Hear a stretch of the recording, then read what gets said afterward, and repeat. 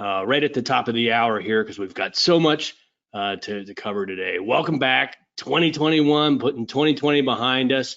Now in our 8th year, believe it or not, of Talented Learning monthly thought leadership webinars.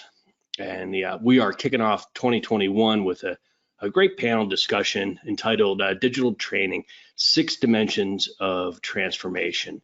And it's a panel discussion today, and we'll introduce our guests in just a little bit as we take care of a little housekeeping and introduce it. So welcome, everybody. We've got a full hour planned for you here today. We are recording the webinar, double check, recording, and we'll share the link afterwards. In fact, we're going to share the link to a series of resources, including this on-demand webinar, a brand new white paper that we created on digital transformation, as well as some other resources that we've curated to go alongside with this webinar. So after today, we'll follow up here with some additional information. We do offer 1 CAE credit for all those that are tracking their annual CAE credits for live presentation. And we're going to dedicate 95% of the time today to the expert discussion, even so much that we went ahead and did our poll questions in advance of today. Today is produced by Talented Learning. I'm sure most of you have known us. We're in our 8th year. We're learning technology, systems consultants. We study the learning systems marketplace with a focus on professional education and extended enterprise learning. In our 8 years now, I've penned about 250 or so different blog posts and articles around learning technology, as well as have about 90 of these on-demand webinars and a podcast series, all to help learning system buyers buy better by understanding the market, understanding how to make smart choices. And new in 2021, we released our talentedlearningcenter.com. And so even though I'm moderator for today, I'm actually here with a sharpened pencil ready to take notes, because just like a lot of you, we're launching our digital transformation into a new online university. So you guys can check that out afterwards. Over the last about 9 or 10 months, as COVID hit and the pandemic hit, I guess they're one and the same, as that hit, and everybody was forced to look in the mirror from a training organization standpoint, we started asking the question of, what are your challenges of going fully digital? Are you ready or are you not ready? And just a ton of questions came back in, and comments and observations here over the last few months. Have been kind of scientifically collecting them, and what we ended up doing is bucketing them into a series of categories of things like business trigger type questions and feedback. We're behind our competition, or we now have new competition, or we're relying too heavily on our training events, or we weren't prepared for the pandemic and going fully digital, to strategy questions of, I've got this big ILT library of like hundreds of courses. What should I do? I don't know where to start. I teach soft skills, and I heard, that's not great for, online or digital environments. What should I do first? What should I do next in this process? I'm not sure really how to start that journey of 1,000 miles. Begins with one step, but it's how to take that first step and in what direction. Seem to be a lot of questions. And we get a whole bunch of questions from people in the industry just about the content itself. How can I make it more engaging? How can I chunk it up? How can I really make it the efficacy better? How can I drive competency in less time in a demonstrable way? What are the best strategies of doing with that? To all the technology, we hate our LMS. Our LMS is meant for employees. It was never meant for professional education. It doesn't do this, that, or the other. It's not integrated. It doesn't have this feature. So what do I need? How do I future-proof myself? What do I buy from a technology standpoint that matches with my needs? How do I integrate it into our existing ecosystem? And then a whole lot of questions around the actual people part of this. How do I retrain my team? What skills do I need? And now I have, new tasks now that I didn't necessarily hire for. What's the best way to get from here and there? And then finally, now that everything's changed up and I'm going fully digital or blended right now, what's that mean to my promotion and marketing? I can't do things necessarily the same way that I've been doing them for the last 25 years because now the end result is different. So if you take the hundreds of responses that we've got back, generally all of them can fit into these 6 buckets or these 6 dimensions. And we're going to talk about those 6 dimensions today through a real life focus. And we're going to do it here through our today's experts and today's panelists. So that's the setup of how we're going to move through today. I'm John Lay. I'm the CEO and lead analyst of Talented Learning. I founded this organization to really do exactly what we're doing today, identify and bring experts together so that everybody can learn and share and get better with learning technology in the market. In this case, today, pat myself on the back. I outdid myself here with assembling our 2 guests today, and let me introduce them. First is Chris Tiné. He's the SVP and Chief Product Officer at Richardson Sales Performance.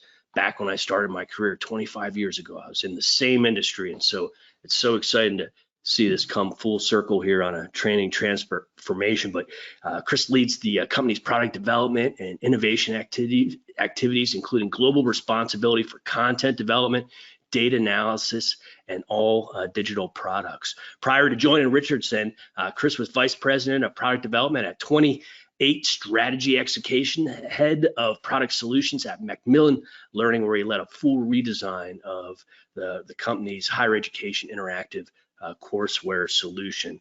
And Chris brings together expertise in digital consumer and educational products with just about like no other, with a background in media productions, a serious background. From 2007 to 2013, he worked at NBC News, where he helped launch IQ.com, NBC Learn, and Education Nation. For one of those products, Chris is the only person I know in my whole life that's a recipient of an Emmy Award, a 2010 Emmy Award, 4 Emmy nominations, and a 2012 Webby Award, and lives in New York City. So Chris, you're in the right place. Our audience is just perfect for the advice and best practices that you have to share. Thanks for joining me today.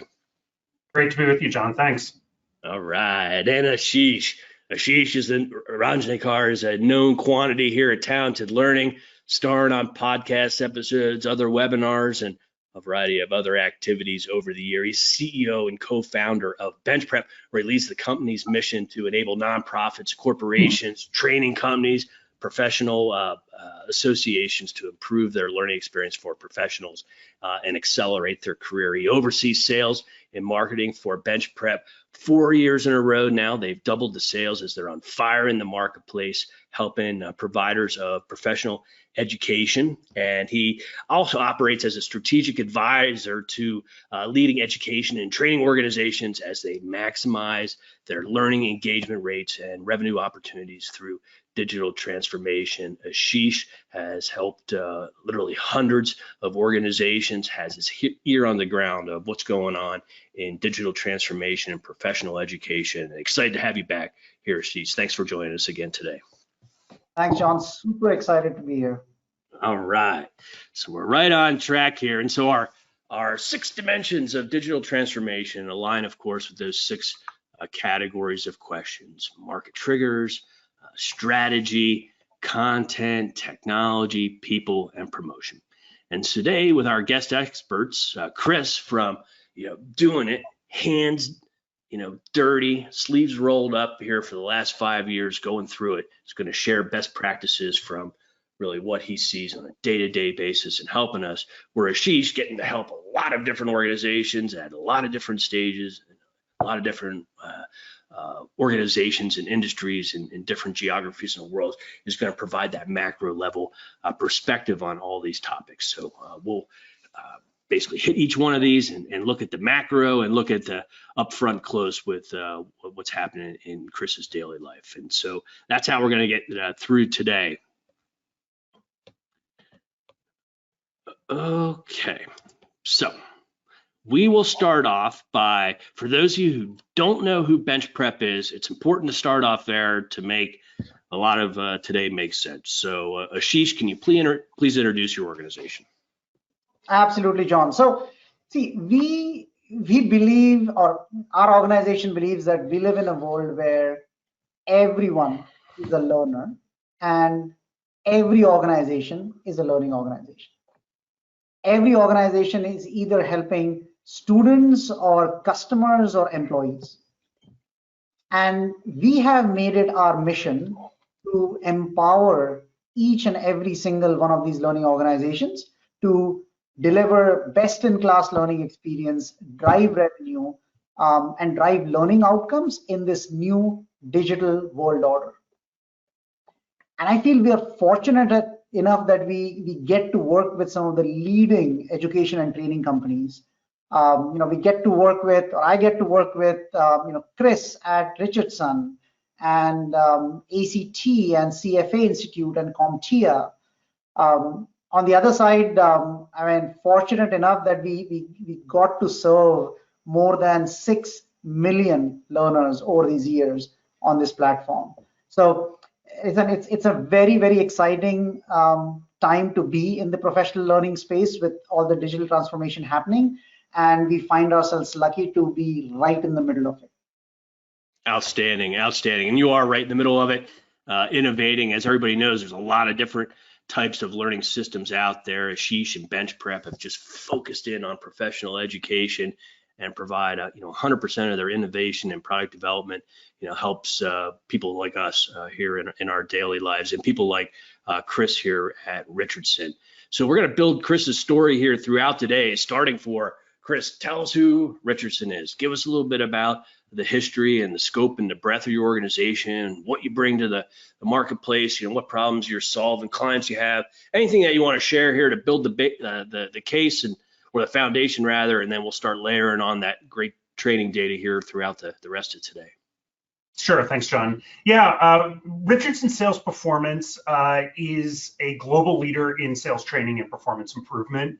The company is actually the product of a merger that occurred in 2020. As though 2020 weren't a crazy enough year already, we decided to throw in the integration of two leading sales training organizations. So the Richardson Company, which is an organization founded by Linda Richardson, about 40-year-old organization driving sales performance for customers, and Sales Performance International, again, an established player, a leader in the sales training space, about 30 years in business, driving results for clients. And those two organizations came together in 2020 to form Richardson Sales Performance. And that really gave us a sense of scale, a global footprint, and a client list that focuses heavily on the Fortune 1000. And we help large sales organizations simplify the sales growth equation. When we think about really where we play and what we enable organizations to do, it's making sure that their sales teams have the right blend of skills and strategic acumen to go out and make a difference for their organization, and that we embed those skills and strategic acumen in an organization in a way that's going to genuinely make a difference for their business. So one of the things that we'll talk about, I think, in this conversation, and has been a result of the partnership that we've had with BenchPrep, is the ability to really reach learners and genuinely change their behaviors. And it's that behavior change in sales training, which then has the cascading business impact that our customers hire us to help them achieve. Wow, outstanding, outstanding. And to get business impact by improving sales professionals is not an easy task. So looking forward to see how you conquered that or are conquering that particular big challenge. Excellent. So great to have you here. So let's keep moving on here, and we'll start off with market triggers. And so, Ashish, I'd like to start off with you from a macro standpoint to talk about business realities and market triggers. We've all been in the industry for a while, many of us decades, and digital transformation has been kind of running along on autopilot here for the last 20 or maybe even 30 years. And organizations, some organizations take it seriously, some organizations kind of kick the can down the road, but there's different triggers where it becomes mandatory, I think, for an organization to say, wow, now's the time. We got to do it. Last year, I made a lot of organizations do that, but not just last year. So my question is, Ashish, if we could start kind of at the beginning, what are the broad market triggers that bring clients to you? How do you know when to recognize that? What have you seen from your client base on what drives their getting started in digital training transformation? Yeah, and John, see, just by looking at the interest in this webinar, it's very clear that the professional learning and training space is going through this massive transformation for the last few years.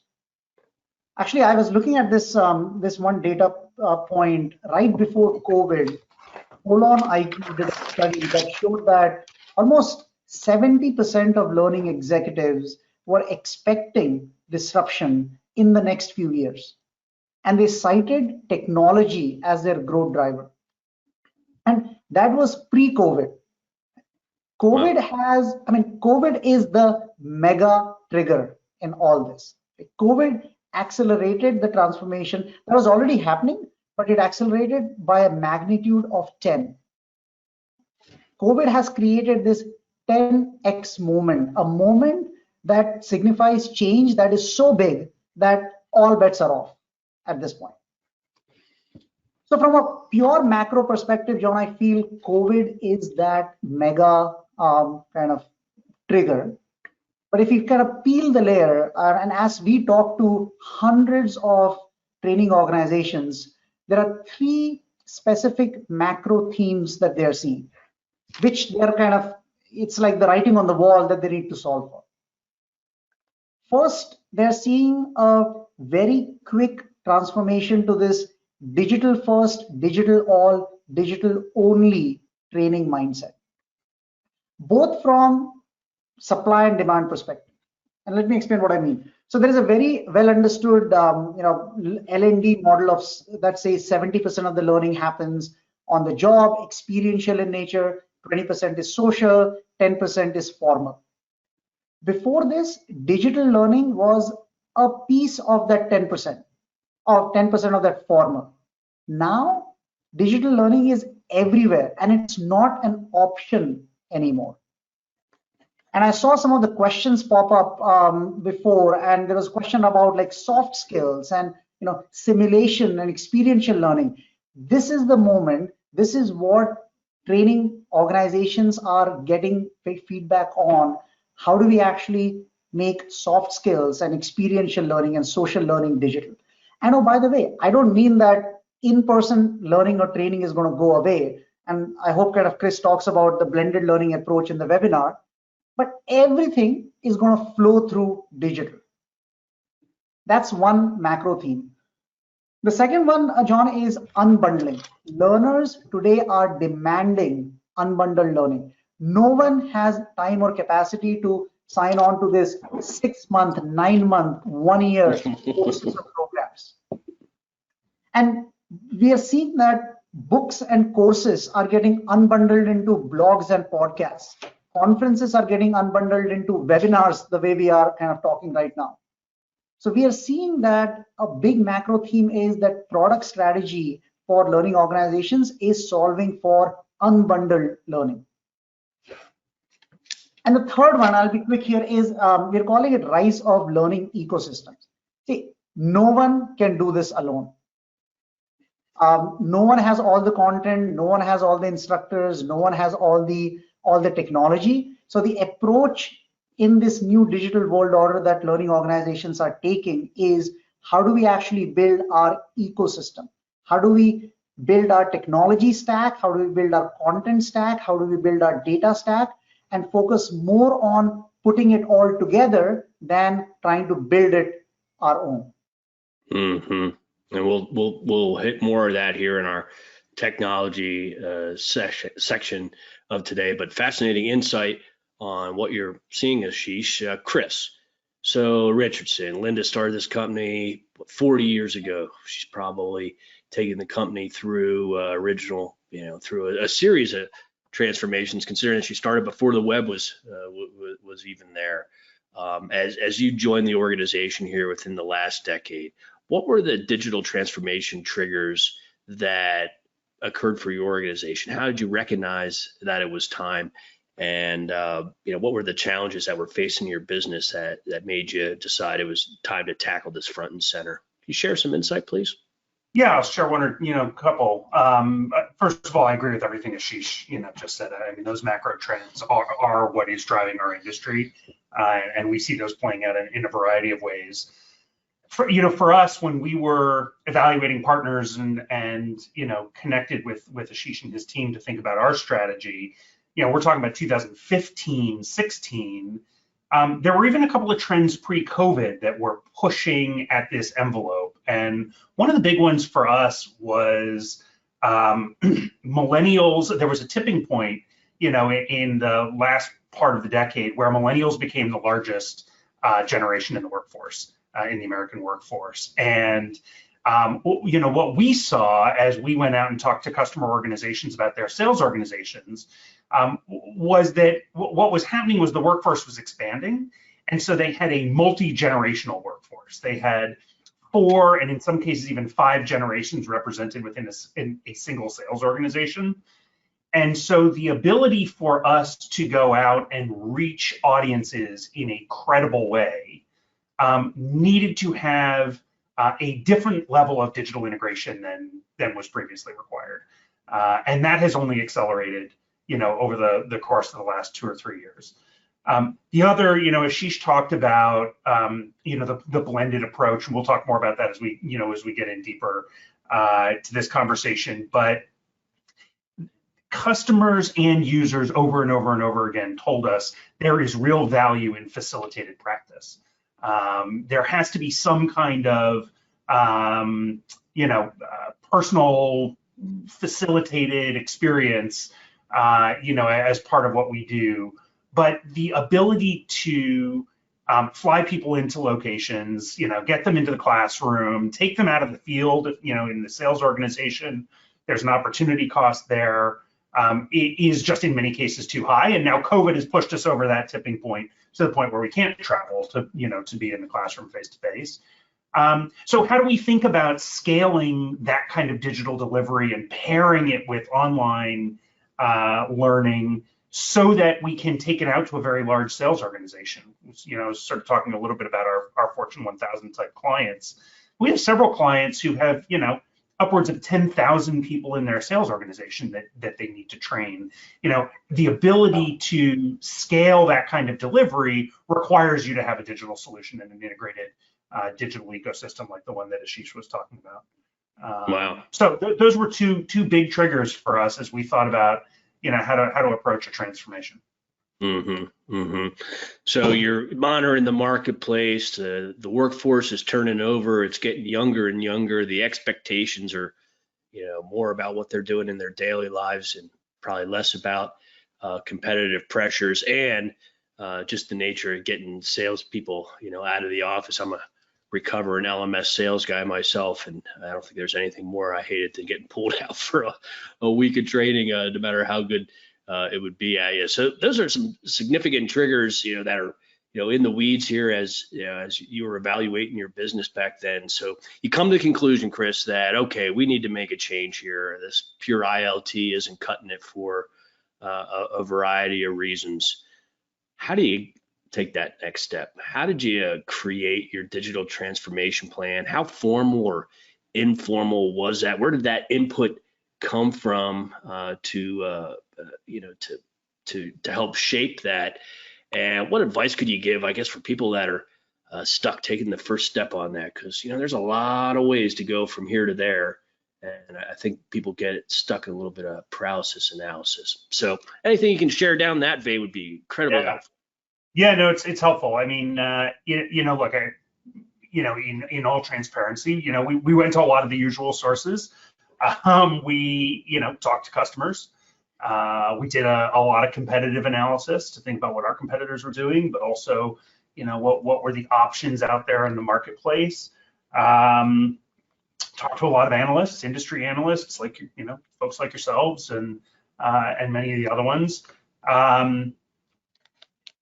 And that is all important. Those are all really important input, to a solution. And all the better if you have people that you know, genuinely get on with. I often joke that, you know, the most meaningful part of our analysis was, you know, sitting down, you know, for beers with Ashish and, you know, working through some of the big trends in the market and you know, getting educated myself on what it was going to take to be successful. I think all of that is critically important. But I think probably the most important thing we did in thinking about our strategy, and I still believe in this, you know, today, is talking to end users of the training. You know, it's very easy, I think, in the training space to think that your customer is just the person who signs the contract and procures training for an organization. But there's a difference between the customer and the end user.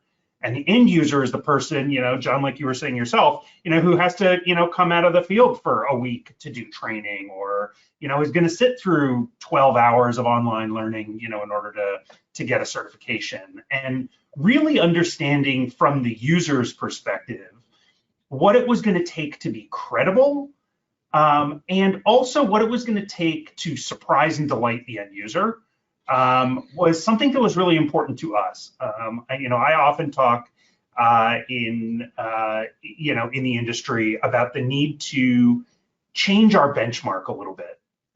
I think too often training organizations, you know, think, well, gosh, we're just, you know, we're out there competing against other training organizations or, you know, L&D departments and things like that. But if you think about it, training is taking knowledge and skills and using it to change behaviors. And there are lots of other organizations that are out there doing that every day very successfully. You know, Apple with the Apple Watch, you know, very successfully pairs data and content to change how many steps you take every day. And Noom in the, you know, diet space, you know, very successfully takes knowledge about psychology and counting your calories and using it to change, you know, your behaviors around eating. All of those are competitors when it comes to how we bring together the right content and the right technology to help people change their behaviors and get different results at work. And so thinking about a broader competitive set and how we were going to really break through and surprise and delight our end users was a really important part of our strategy. Wow, outstanding. How interesting on how you approached it. Ashish, can you pile on? You have seen lots of organizations create and deploy successfully, probably some unsuccessfully, their digital transformation plans. What are the integral components that everybody on the call here should make sure, at a minimum, their plan addresses, or sections in their plan that they need to consider? What do you think? Definitely. And so every time we engage with training organizations to talk about their digital transformation plan or strategy, we almost force them to ask three critical questions. First is, what is your digital ambition? Is it to optimize or transform? Second is around, what are the key triggers that you're seeing in the market? What exactly are your customers telling you? And third is, which leaders or teams are needed to be able to kind of work on this? Mm-hmm. And actually, I remember, I feel when working closely with Chris for the last 5 years, and specifically the initial periods and going back, it was fascinating to see that Chris and his team and Richardson leadership came in with a very well-defined ambition. They understood the customer-driven triggers, and the team was bought in. So those are the kind of three critical questions to begin with. And then it's planning. And we have seen, and we have learned a lot in the last 10 years after serving hundreds of these organizations. There are 5 stages that we see. And it's simple, just asking questions at every stage. First is defining the goal. Let's articulate a very clear, measurable goal and get agreement organization-wide. Is it revenue growth that you're solving for? Is it learner engagement? Is it learner outcomes? Or is it internal efficiency? and you cannot say all of the above. And that's what we get. Oh, that's all sounds great. We need to kind of fix all of that, so let's do all of it. It does not work. Everything is interconnected, but you have to have one clear goal. Second is redesigning the customer journey. And Chris alluded to this a little while ago. If you go and talk to your customers, you would learn that you just cannot retrofit the existing customer journey in the new digital world. I mean, we are talking about in-person and blended and self-paced. Just that shows how dramatically different the customer journey is going to be based on the modality and the actual kind of use case here. So map it out, map out the new customer journey. That's kind of the second phase. Third is delivery. Let's execute on the minimum viable proof of concept. I think this is where Chris and Richardson's team did a phenomenal job, where it wasn't like, hey, let's boil the ocean and let's try to do everything. Let's figure out the programs or the specific use cases that we need to solve for. Let's focus on that.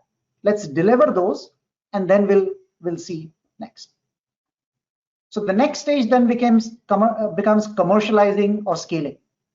If the MVP is ready, if the use case is ready, if everything is figured out, that's the point where you actually roll it out across all your programs and all of your customers.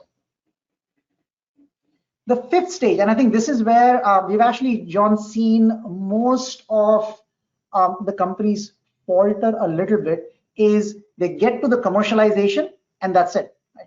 In everyone's mind, digital transformation was a project that got done. The reality is far from it. It has to become a business as usual refinement. And that's the fifth step of refinement, assessment, optimization, reevaluation. This is an ongoing process. You might be doing a lot of heavy lifting in the first 18, 24 months, but it's ongoing.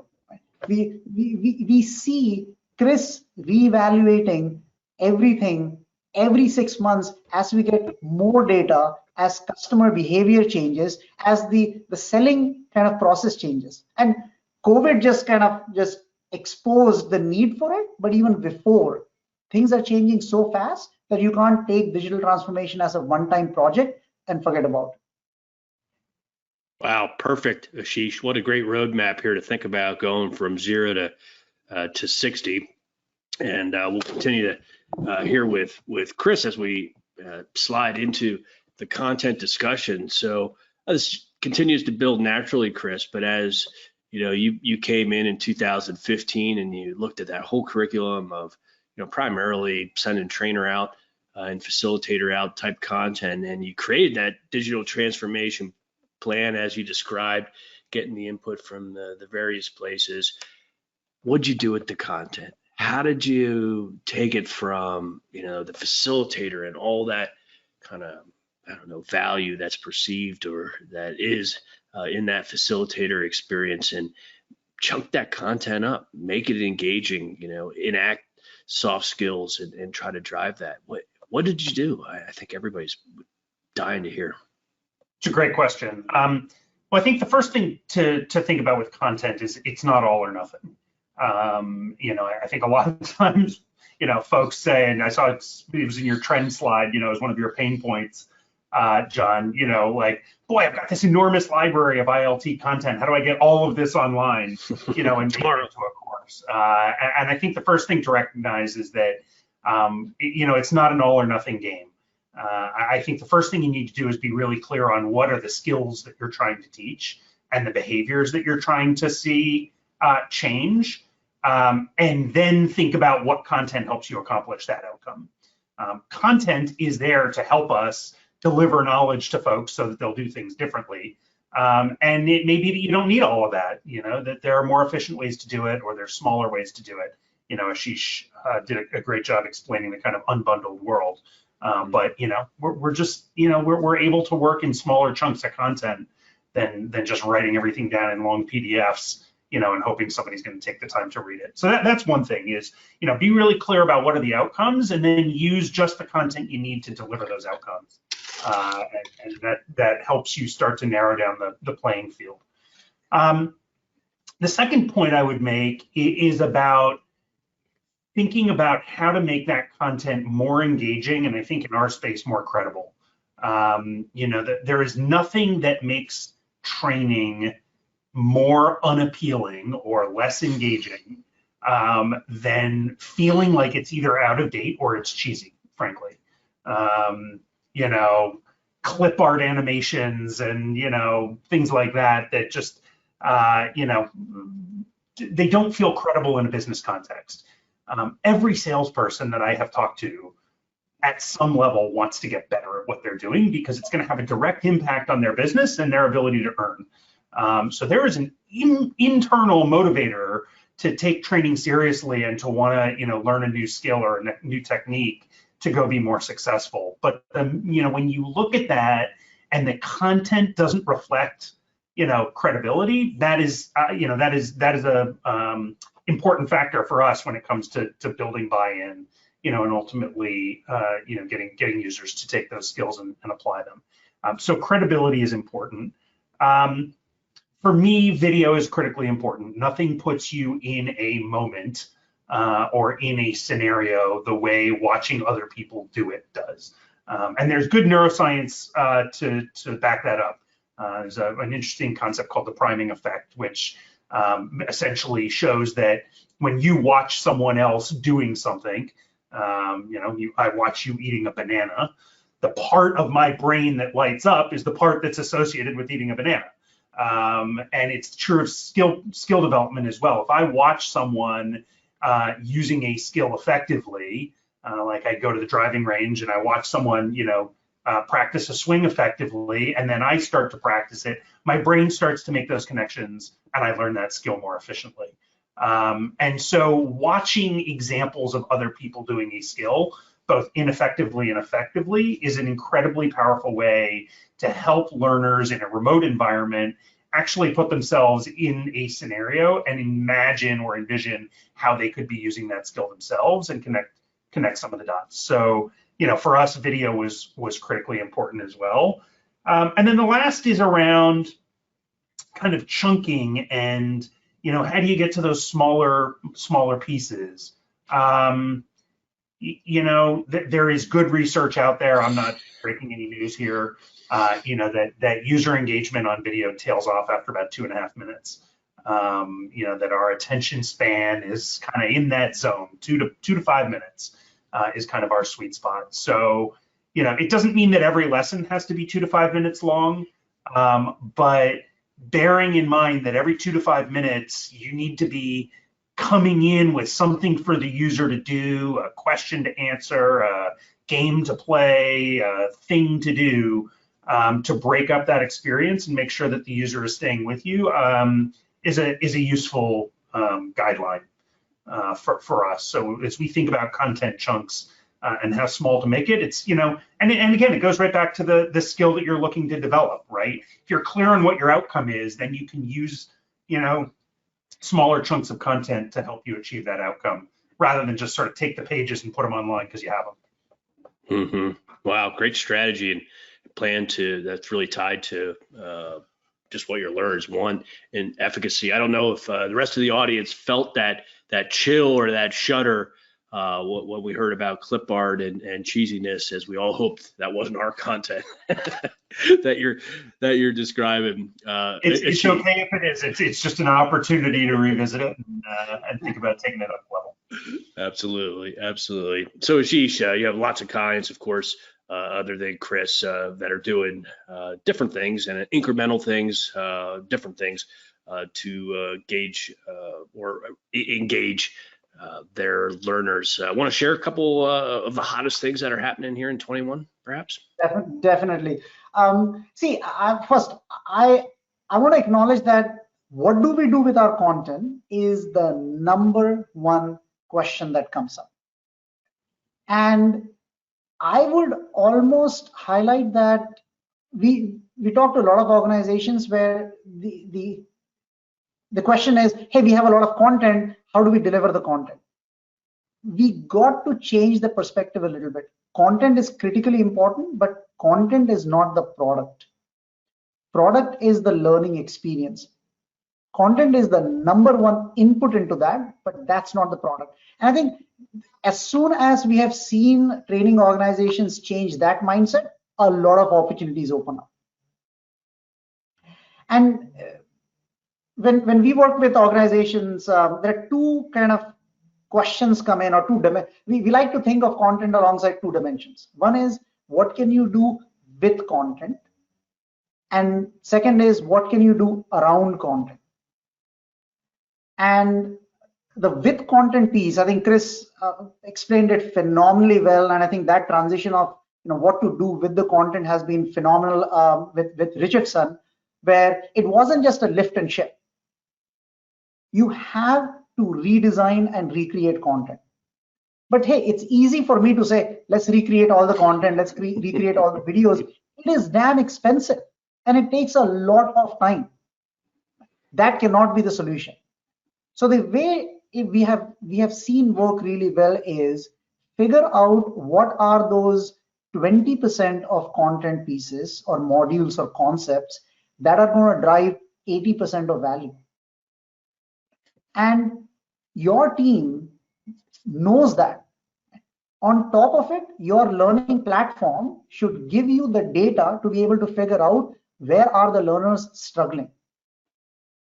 And as you go, you figure out using data what content pieces have to be transformed from a PDF to a video to an interactive video to a simulation, and so on. So I think just like rethinking the way of just recreating content is not an option. So what is the 20% of the content that's going to make a difference is an important step. Then the second thing is, what can you do around content? And I think this is where a lot of value can be unlocked. And this is where I fear a lot of training organizations get stuck. Your learning platform partner or the actual technology and platform should be able to do more with the same content that you have. And Chris talked about chunking. That's a very good example. We have worked with several of our customers where we saw, hey, here is a list of definitions or keywords. Let's create flashcards out of it. So not recreating content, but changing the modality of content. So a list becomes flashcards. Flashcards become much more engaging on a mobile phone. Then we turn them into games, and we add gamification angle to it that relies on spaced repetition and other techniques to drive efficacy. And now suddenly we are talking about same content, but a very different learning experience. Okay, if everybody was having shudders before or hearing about spaced repetition and all these things that we're not doing, they're thinking about really how the next step can come together. But a lot of that next step, as you know, Ashish and Chris, relies on the technology. And the technology, we're kind of helping organizations find the right technology. That's where we at Talented Learning spend our life. So we probably see this more than most. But in the marketplace, there's a lot of different types of learning systems, a lot of different LMSs targeted towards different use cases. A lot of different capabilities that exist out in the industry. How did you go from strategy to what you wanted to do with your content to now how do we make this work with technology? What did you look for, and what was your most important considerations, I guess, as you selected your technology system for the future, your learning technology system? Yeah. Well, maybe I'll start. I mean, I love doing panels with Ashish because it feels like sometimes we complete each other's sentences. I could not agree more that your product that you are bringing to market is a combination of your content and the technology you use to deliver that to create a learning experience for your user. So, John, you're exactly right to think about, what is the content and then how do you bring that to life, to create a really compelling learning experience. I would just say, I think there are, particularly in the last 3 or 4 years, there are some things which I think are now table stakes from a technology perspective. The content management infrastructure I think is key. I think gone are the days that, pre-authored e-learning chunks or bundles, that just sort of sit there and, are a kind of a passive experience. I think those days are behind us. A dynamic content management system that allows you to, make very small content pieces and then combine them in different ways and tag content. That's an important part of any platform that you choose. That is one piece of it. I think the second is around the assessment components. So do you have an integrated assessment strategy? And do you have a platform that allows you to marry small pieces of content, like, I have a video, or I have, an interactive video, or I have a small lesson or piece of content with one assessment question or two assessment questions, so that you can take that experience that used to be a 30 or 40 question exam, and you can start to break that down into small content, small assessment, and line those up to create a more dynamic learning experience. And then, people forget the kind of, technical performance table stakes, but a platform which is rock solid, it's not going to go down on you, and gives you opportunity to deliver a consistent experience every time in every region, is especially important for global players. So I would suggest that those are table stakes in the industry. I would also I'm biased, but I think BenchPrep does an outstanding job on all three of those areas. So that's why they've been a great partner with us. I guess going one more step, though, I would come back to your end users and say that if those are the table stakes, then what is going to differentiate your product, your offering, and create a meaningfully different learner experience is your ability to provide an experience that doesn't just feel like every other training experience, but instead to, think about, like Ashish was talking about flashcards, think about, gamification, think about, creating some competition with a leaderboard, think about, pairing people into cohorts and letting them discuss things in a forum, or other elements of social learning. There are lots of options out there, and you don't have to do all of them, but think about what is going to sort of genuinely surprise your users and give them a kind of a fresh lens on the experience. And I think you stand to be very successful. Yeah, excellent. That's great points on that. I think to pile on one, when Chris talks about those table stakes, they're table stakes with organizations that get professional organization. And that's a key point to understand is, in addition to, looking for these table stakes and these features, I think just as an important thing is to find solutions or find organizations that have a lot of clients just like yourself, because that way everybody in different industries is solving these same problems. So I think a combination of the features and then the core experience. But I want to double back real quick to something that you were saying earlier, Ashish, about the technology and the stack in general, as being one of the main challenges and opportunities for organizations. As you, I guess, embrace each new customer, what technology stack integration challenges are they trying to solve every time? What's that 80% look like? Yeah, I think we are seeing that the successful organizations who have made, have successfully digitally transformed themselves don't think about transformation in terms of, let me get a learning platform or let me get a couple of tools. They take a step back and think about the entire technology stack. How do we assemble a tech stack on which they can build and grow their learning business and programs? So everything that Chris said, I would almost say let's zoom out a little bit. And Chris didn't kind of get into that, but there was much more than that Richardson did beyond just the learning platform. I'll give you two specific examples. The key thing is, how do you enable a better learning experience? That's where the learning platform comes in. But the other piece is what happens before. Going back to Chris's points around learning, the learner journey, how do you reach your customers and how do you make that buying or onboarding experience easy is critically important, because if they can't reach the learning experience, then it's all for waste. Mm-hmm. So go to market or e-commerce becomes a critical piece of it. And we saw that from in the market. So we went ahead and integrated our learning platform with one of the best e-commerce tools out there, BigCommerce. And now we offer a very well integrated solution, which is e-commerce, which is onboarding, getting the customers in, and the learning experience, which is on BenchPrep. Mm-hmm. Then on the other side is data. Sure, the learner is in, now they're engaged. As Chris called out, the content management system is important. That's in place. The learner platform is in place. What happens to data? If the goal is to continue to refine the experience and give more value to the learner, you have to collect and leverage those data insights.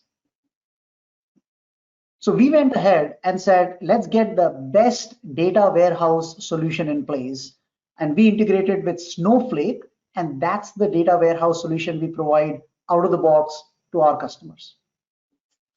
So that's the thinking, John. Like, how do learning experience is important, and there are a lot of table stakes and key assets that that Chris talked about. But if you zoom out, what happens before and after? How do you make it insanely easy for your learners to find your program, to buy your program, to onboard, to get the learning experience and gain those competencies, and then keep coming back to it? That's the entire journey, and the stack should map that journey.